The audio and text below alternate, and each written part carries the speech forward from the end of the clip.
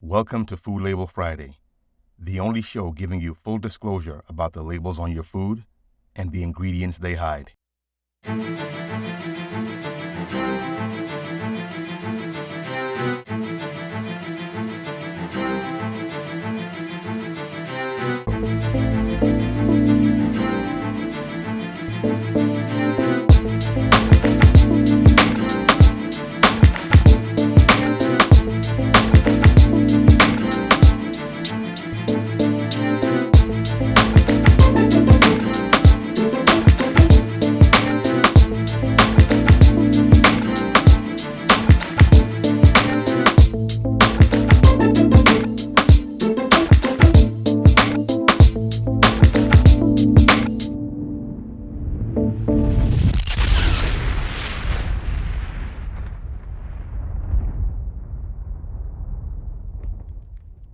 As I was growing up, my favorite sandwich was PB&J.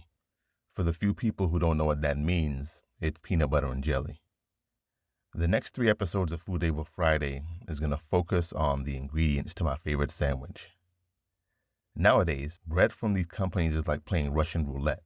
My preferred bread is Spelt bread, but that can be difficult to find at times. I've only ever seen it at Whole Foods, and that's only when they have it in stock. I really haven't seen it anywhere else. I saw it at Publix once. It was one of the frozen breads that they sell, but other than that, it's pretty hard to find. Martin's bread is unique. The label claims a lot of the usual harmful ingredients are not present in their products. Anyway, let's look at the ingredients that are present. Some of these may not be as bad as the others, but let's go over some of the more important ones. Unbleached enriched wheat. Unbleached enriched wheat flour is a refined grain. Eating too many refined grains is not good for you and may have an adverse effect on your health. Ferrous sulfate. Ferrous sulfate, or iron, is a mineral that your body needs to produce red blood cells. Reconstituted potatoes. Reconstituted food is the process of rehydrating dried foods by placing the food in water or some other liquid to bring them back to a resemblance of their original size, shape, and texture. An example of this would be similar to the dried flakes in instant mashed potatoes. This states it comes from potato flour, so I'm just speculating based on what reconstituted potatoes are. Wheat gluten. It's clear that some people must avoid it for health reasons, such as those with celiac disease or intolerance. However, many in the health and wellness world suggest that everyone should follow a gluten-free diet, regardless of whether they're intolerant or not.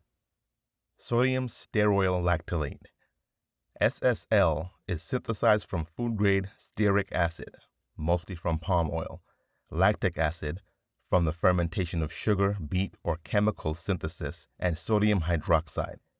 It's used as an emulsifying agent to stabilize oil and water formulations of cosmetics and personal care products such as skincare products, shampoo, and lotion.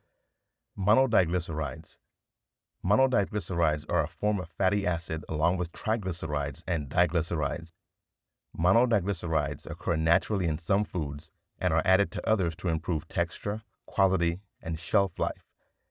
During the manufacturing process, monodiglyceride and diglyceride mixtures can also become contaminated with very small quantities of toxins such as lead, nickel, ash, cadmium, mercury, and arsenic. Monocalcium phosphate. Monocalcium phosphate is a leavening agent commonly used in the food industry to make baked goods rise.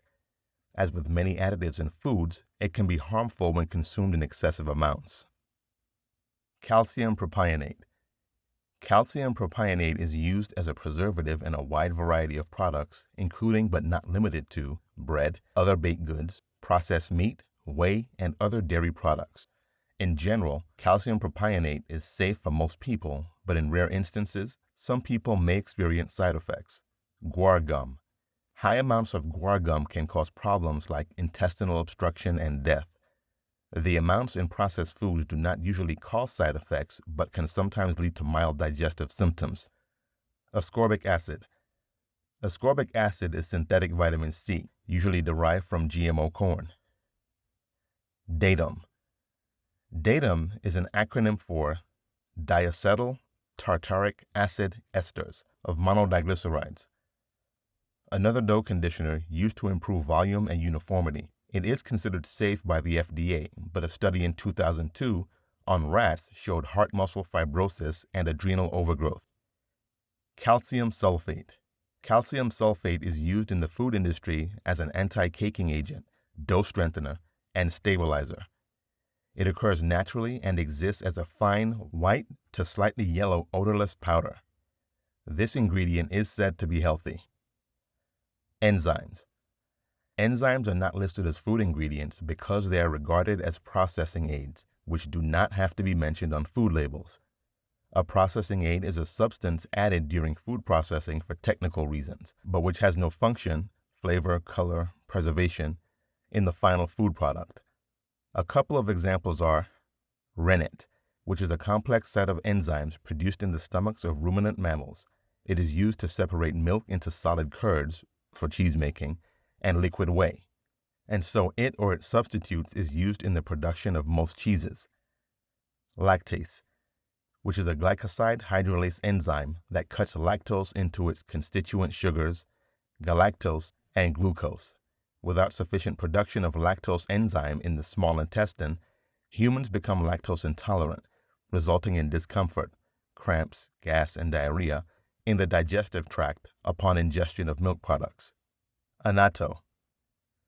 Natto is an orange-red food coloring or condiment made from the seeds of the achiote tree, which grows in tropical regions in South and Central America. In general, natto appears to be safe for most people, but there's not enough information to ensure its safety in certain populations.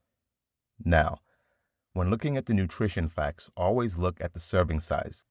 In this example, it's only one slice. Yeah, one slice, despite the fact 2 slices make a sandwich. It says 16 servings per container. The sodium content is 110 milligrams per serving, so that's 220 milligrams per sandwich before you add anything else. Remember, the American Heart Association recommends no more than 2,300 milligrams of sodium per day and moving toward an ideal limit of no more than 1,500 milligrams of sodium per day for most adults. I recommend you find a nutritionist and talk to them about healthy eating habits. Remember, if the FDA cared so much about you, they would mandate that only the healthiest ingredients are used in the food we consume. Next week, we will open up the secrets of another food item. Until then, always read your labels. Make sure you subscribe, like, and share. Click the notification bell so you'll be notified when we upload new videos. Find The Awakening Frequency on Twitter, Instagram, and on Facebook. Research is key. Always do your own research and never just listen to what people tell you. We are The Awakening Frequency. Out of the millions of potential subscribers, we just want to reach one so each one can teach one. Peace.